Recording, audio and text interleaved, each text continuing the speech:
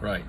Not a very flattering camera angle, I guess. But I think we're going to start this series. Finally, I have enough spoons to actually get this thing off the road. So, where we are going currently is to meet with the tow truck driver to pick up my truck. And we're going to get a new transmission put in it, or a rebuild. I guess depends on the price. And that is probably going to be a better idea. I've been shopping for boats for quite a while now, but I think we're going to try and rebuild the old pontoon instead. Here we go. Right. I don't know what the impulse was, why we finally decided to do this, but I'm going to try and track down some old footage I have of me working on it over the years.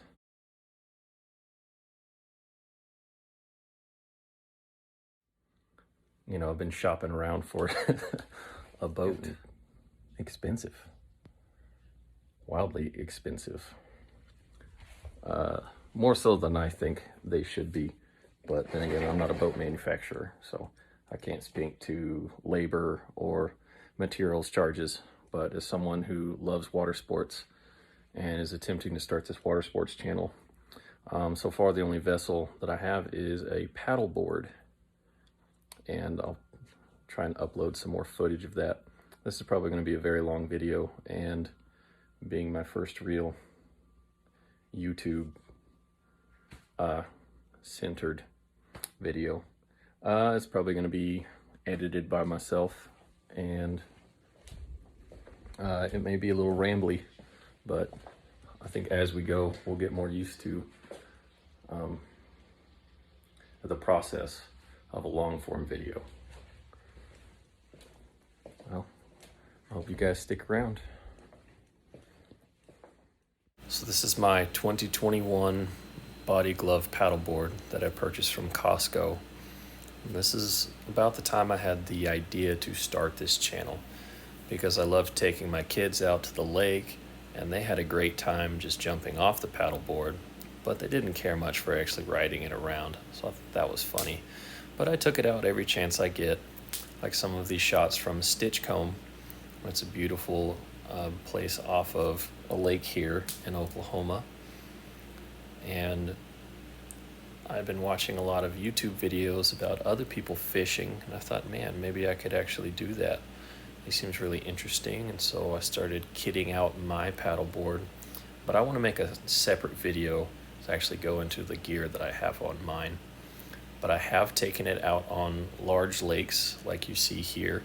This is a shot that I got in panorama mode. This is at Texoma in 2021.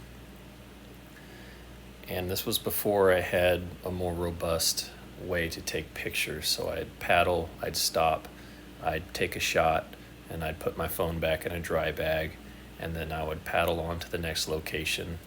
And I realized that some of my shots maybe weren't the best.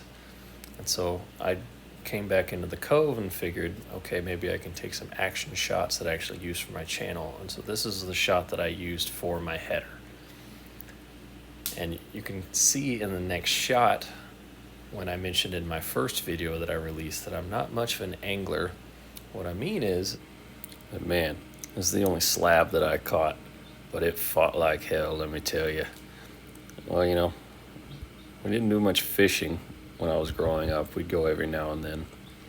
But I still enjoyed it. I still love being outdoors. So I thought, you know, how could I really benefit my channel? So I thought about investing in a drone. So here's my first shot with my DJI Mini 2. And I thought I would just start experimenting with the grading and the pro footage. And I just really love taking shots of the sunsets. Actually, you know, 300 feet in the air. It was really interesting, and messing with the Kelvin ratings. I call this the Simpson cloud effect. But there's another fishing trip I went on, got skunked. It was just hanging out with me and the buzzards. But it was really cool just how close you could get to them. They weren't bothered by me at all. Thought it was awesome.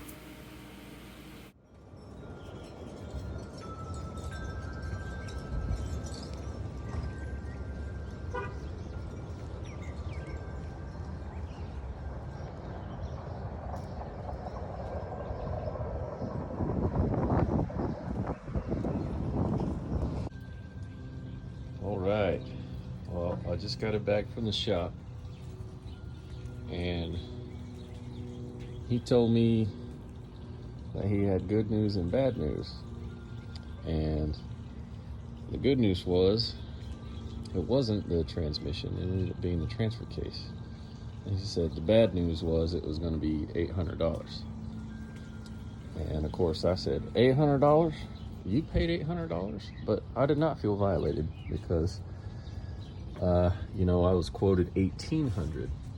So I got to tell you, man, Fleet Transmissions, they do great work down here. I'm really happy with it. Got it running. We're back to life. I don't even know if I've kicked it over for y'all yet. Pardon my shaky camera. Okay, well, I need to clean the inside a little bit, but here we go.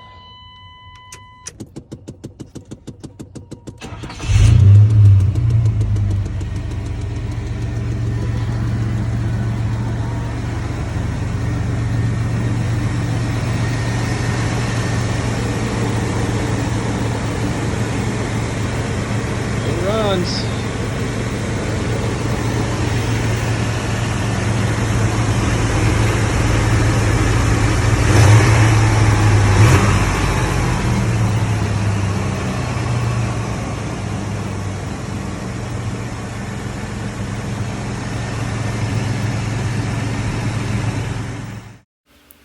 I was under the impression that I had more footage of me working on it. I mean, I've changed the radiator, alternator, water pump, fuel pump, caps, rotors, plugs, wire sensors. It's got a Flowmaster exhaust on it and transmission install. I'm going to have to work on being more comfortable with the camera. The pictures I do have are from replacing the gas tank entirely. As you can see, this sending unit gasket failed, allowing moisture into the tank. So the whole thing rusted. So I found it easier to lift the bed off the truck to access the fuel tank, meaning there's 4 bolts that hold the bed in place. You essentially loosen those and lift one side out of the way using a jack and a 2x4. That allowed me to actually access the tank. And this was the sending unit I pulled out of the tank itself. You can see just how bad the rust was. This 4L60E transmission I changed in my driveway. Now I wouldn't recommend pulling it without a transmission lift, like you see in the picture. When I pulled the transmission without a lift, I almost dropped it on myself. It was pretty sketch. 0 of 10, do not recommend. They're heavier than you think. It was so sketchy that I decided to pick up a transmission lift to reinstall it, and I found this open box one for about $40 at Harbor Freight. The transfer case failed about a year after the swap, so I should have just changed them both, but live and learn. That about wraps this one up, and I hope you stick around for the next one, and I appreciate the subs and support while I hone my YouTube chops. Praise Hill, praise Dale.